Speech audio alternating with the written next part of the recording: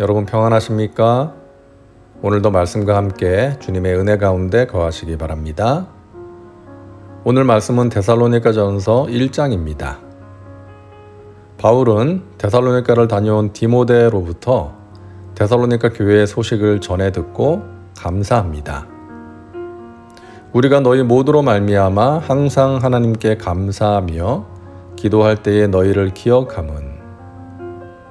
자, 바울이 데살로니가 교인들로 인하여 하나님께 감사하게 된 이유가 무엇일까요?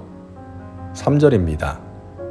너희의 믿음의 역사와 사랑의 수고와 우리 주 예수 그리스도에 대한 소망의 인내를 우리 하나님 아버지 앞에서 끊임없이 기억함이니. 바울은 데살로니가에 오랜 시간 머물지 못하고 떠나야만 했습니다. 그래서 그의 마음에는 항상 데살로니가 교인들에 대한 걱정이랄까요? 미안한 마음이랄까요? 그런 마음이 있었던 것이죠. 그래서 다시금 방문하기를 원했지만 좌절되어 디모데를 보냈던 것입니다. 그런데 디모데가 다녀와서 하는 이야기를 들어보니까 데살로니가 교회에 이런저런 문제도 있지만 그들이 하나님의 은혜 가운데 믿음을 잘 지키며 아름답게 신앙생활을 하고 있다는 것이었죠. 얼마나 기쁘고 감사했을까요? 사역자에게 있어서 교회가 든든히 서가고 성도들의 믿음이 자라가며 서로 사랑하는 가운데 신앙생활을 하는 것보다 더 기쁘고 감사한 일이 어디 있겠습니까? 그래서 바울은 서신의 첫머리에 너희들로 인하여 하나님께 감사한다라고 말하고 있는 것입니다. 자, 구체적으로 데살로니가 교인들의 어떤 모습이 바울로 하여금 감사하게 했던 것일까요? 첫째는 믿음의 역사입니다. 믿음의 역사라는 말은 믿음으로 행하는 일들을 의미합니다. 데살로니가의 교인들이 환난 중에서도 믿음을 온전히 지키고 믿음으로 행했다는 것이죠. 세상 풍속을 따라서 생활하지 않고 믿음, 즉 하나님의 말씀을 기준으로 삼고 생활했던 것입니다. 환난 중에도 하나님의 말씀을 따라 살기 위해 애쓰고 또 서로 선을 행하고 어려운 자들을 도와주면서 함께 환난을 이겨나가고 있었던 것이죠. 자, 그들이 믿음으로 살 수 있었던 이유가 무엇일까요? 믿음의 가치를 알았기 때문입니다. 믿음을 가졌다는 것, 다시 말해서 예수님을 영접했다는 것은 예수님이라는 보배를 가진 것입니다. 고린도서 4장 7절에 우리가 이 보배를 질그릇에 가졌으니 이는 심히 큰 능력은 하나님께 있고 우리에게 있지 아니함을 알게 하려 함이라. 보배를 질그릇에 두는 사람이 있나요? 없을 거예요.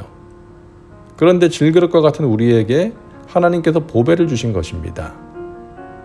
예수님을 믿음으로 구원받아서 하나님의 자녀가 되고 믿음으로 살게 된 것, 하나님이 주시는 은혜를 경험하며 살 수 있게 된 것, 이것이 얼마나 귀하고 가치 있는 일인지를 그들은 알았기 때문에 환난 중에도 믿음을 버리지 않았던 것입니다. 자, 둘째는 사랑의 수고입니다.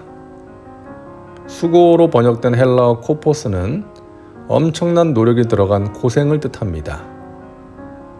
사랑한다는 것은 달콤하게만 한 것이 아니죠.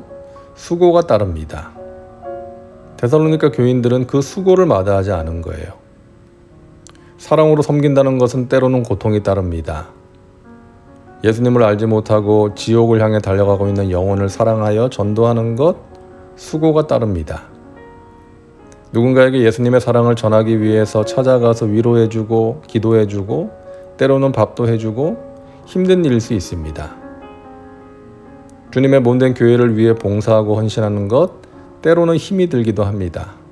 하지만 그것이 믿는 자들이 마땅히 해야 할 일이기에 그럴 때 예수님의 사랑과 은혜가 전해질 수 있기 때문에 그 수고를 기꺼이 감당하는 것이죠.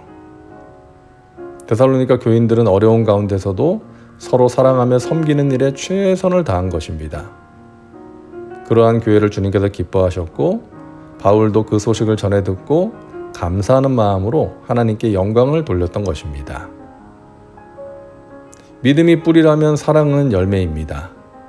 믿음을 가진 사람은 사랑이라는 열매를 맺습니다. 왜요? 하나님은 사랑이시기 때문이죠. 내가 하나님을 믿기는 하는데 사랑이 없다? 이건 말이 안 되는 것입니다. 내가 하나님을 믿으면 사랑이신 하나님의 영이 나와 함께 하시기 때문에 사랑이 없을 수가 없는 거예요. 나 같은 죄인 살리신 하나님의 사랑을 경험한 사람은 자연스럽게 그 사랑이 다른 사람에게 흘러가게 되는 것입니다. 사랑을 나눌 대상을 찾게 되는 것이고 그 사랑을 나누면서 행복을 느끼는 것입니다.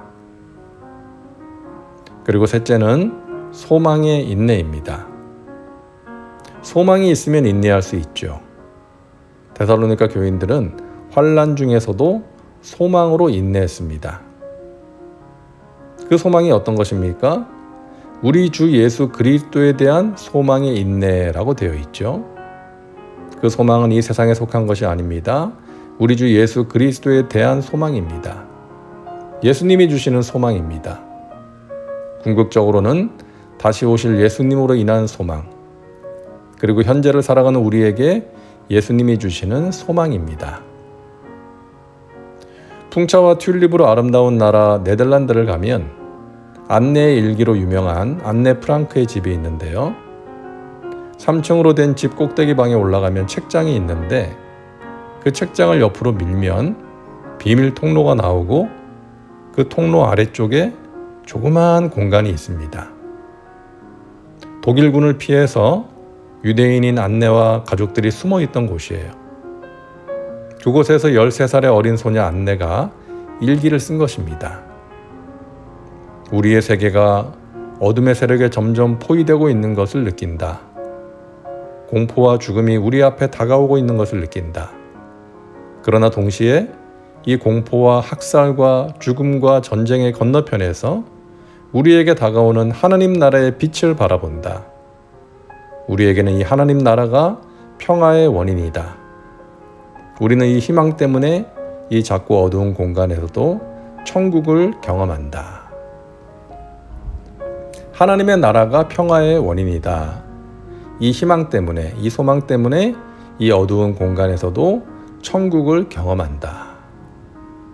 자, 이것이 우리가 가져야 할 소망입니다. 하나님이 다스리시는 하나님의 나라, 우리가 가게 될 영원한 나라와 더불어 이 땅에서의 우리의 삶의 현장에서도 경험되어질 수 있는 나라입니다. 하나님이 다스리시는 상태를 말하는 것이죠. 공포와 학살과 죽음과 전쟁이 주는 두려움을 이길 수 있는 하나님이 주시는 평화입니다. 자, 데살로니가 교인들에게 있었던 이 세 가지, 믿음의 역사와 사랑의 수고, 그리고 소망의 인내가 저와 여러분에게도 있기를 간절히 소망합니다. 기도합니다. 사랑과 은혜가 풍성하신 하나님, 오늘도 말씀과 함께 살게 하시니 감사합니다. 어려운 중에도 믿음을 지키고 사랑의 수고를 마다하지 않으며 소망으로 인내하는 믿음의 백성들 되게 하옵소서. 그러함으로 주님의 기쁨이 되게 하시고 주님이 베푸시는 은혜를 누리고 나누며 살게 하옵소서. 예수님의 이름으로 기도하옵나이다. 아멘. 오늘도 말씀과 함께 은혜 가운데 거하시기 바랍니다. 여러분 사랑하고 축복합니다.